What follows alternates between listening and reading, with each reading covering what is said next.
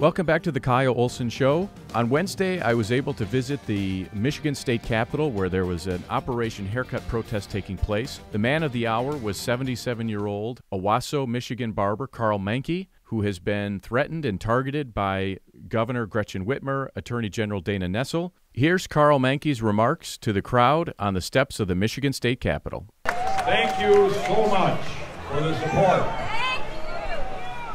You know, 3 weeks ago I was about as famous as I wanted to be. You know, I was a hometown barber, been cutting hair for nearly 60 years. You know, and all of a sudden this pandemic, suddenly it occurred. And you know, we were told, well, we're going to have 2 weeks off and, you know, then we'll be able to get back to work. And it's almost I've been cutting hair over 59 years. I've never taken 2 weeks off in my life, you know, in my working career. Well, that was fine. Well, then it extended to another 2 weeks. And then it extended to another 2. And when I went to the May 1st that we were not able to open, it brought me to my knees. I could not afford to go another 28 days without work. So I had to make a decision what I was going to do. My credit rating was good. I've always had a good credit rating. I decided I'm going to go back to work. Someone told me, and they criticized me for that decision and said, well, you could go on food stamps.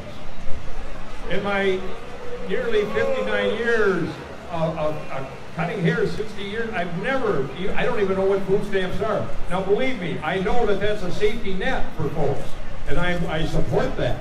But for myself, I'm capable. I'm able to work. I have a craft. And I was summarily now have my license pulled by our governor, who has decided that she can operate in a police state action by pulling my license with no hearing. Just summarily took it. This, I believe, you know, I'm an author also, and I wrote a story called Age of Shame, one of my novels. And in that story, the Warsaw Ghetto plays a very important role in this. And the Jewish people at that time, they were packed in there, 800,000 in a 1 square mile area. And in that story, there's the younger people knew what was going on with the German Nazis. They knew what was going on. The older people wouldn't believe it. The older people would turn in the younger people for causing problems, for fear that they would upset the Germans and they would make life hard for them. These people, these older people, were told with the reels and the movies that were coming out and the type of propaganda that was coming out at that time, that they could get into these cattle cars and they would take them to these new homes that they had prepared for them. They willingly got into those cattle cars. I refuse to get into a cattle car. I will not stand down. I will continue my work with or without a license. I feel I have been denied my livelihood by this governor. I'm sure that there are probably people that love her and care for her as much as people care for me. But her actions are wrong. This is not a police state. I refuse to live in a police state. I will not stand down. After Carl's short speech, I was able to catch up with him before he started working, cutting hair on the steps of the Michigan State Capitol. So what's your reaction to all of this today? Well, this is overwhelming. You know, I honestly cannot believe the support that's come out for a Michigan small-town barber that just wants to work. I've been doing I've been in this business since 1961. And this is what I do. You know, this is how I identify myself. I'm 77 years old. I've worked my entire life. I feel that this is an oppressive move on this governor's part. It's, as a matter of fact, in a sense, it reflects almost a police state, if not an almost. But it's one of those deals where you'll stick your nose in the tent with this type of an action.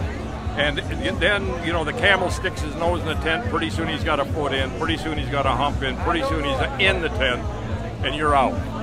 I refuse to stand down on this. In a lot of ways, you've stuck your nose in the tent because you have led the way, I think. Well, in that case, that's good then. That's good. That's fine with me. You know, I was as famous as I wanted to be 3 weeks ago. You know, I was fine. You know, I'm a small town barber, I'm an author. You know, I had a regular reading following. Still do. It's gotten much bigger now. You know, she's created me who I am now. I wasn't this rock star, you know, 3 weeks ago. Well, what's your reaction to that? Well, thank God. You know, thank God for, you know, that I'm still standing up. You know, I still have that courage that I believe that, you know, the power much greater than myself has been with me through this whole thing, God of my understanding.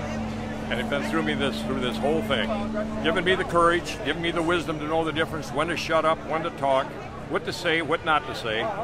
You know, from that standpoint, I trust my God. It's amazing how, you know, just ordinary citizens, I'm an ordinary citizen, you know, how it can make this type of an impact with this type of a stand. You know, and really, in my generation, I don't think there would have been anybody that wouldn't do what I'm doing. You know, we feel very strongly about our individual rights, but also very compassionate. You know, we're compassionate people. You know, and for our giving, you know, all of our giving are, as compassionate Americans, we give more to the world than any other country does. What was interesting to me was that Carl Menke was front and center on the steps of the Michigan State Capitol, cutting hair. I never witnessed the Michigan State Police ever approaching Carl, but I'm guessing they didn't want that optic of surrounding and harassing the 77-year-old barber who was protesting so he can open his shop. Now, what's interesting is, as I talked about during that live stream, Carl Menke has been targeted by Michigan Governor Gretchen Whitmer, Michigan Attorney General Dana Nessel. First of all, they demanded that he stop working. He was cited repeatedly by the Owasso police. They stopped citing him because they were getting nowhere. He had supporters who were stepping up and paying for those citations. Dana Nessel, the Attorney General of the state of Michigan, took him to court and attempted to get a temporary restraining order to get him to close his shop. She lost.